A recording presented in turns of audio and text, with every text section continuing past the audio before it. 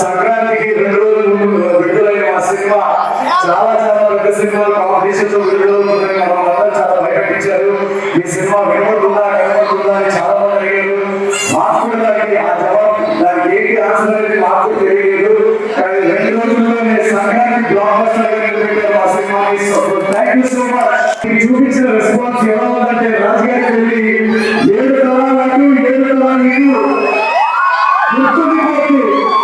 మీరు ఇంత ప్రేమ చూపించారంటే మీ ప్రేమలో మీరు చాలా దూరంగా వెళ్ళారు.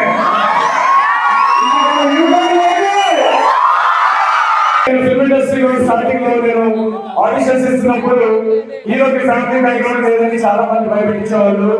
ఒక్కసారి ఈ రోజు 4వ బ్లాక్ బస్టర్ కొట్టిన తర్వాత ఒక చిన్న మాట చెప్తాను. నాకు ఫ్యామిలీ బ్యాక్గ్రౌండ్ లేదేమో కానీ బ్యాక్గ్రౌండ్ లో చాలా మంది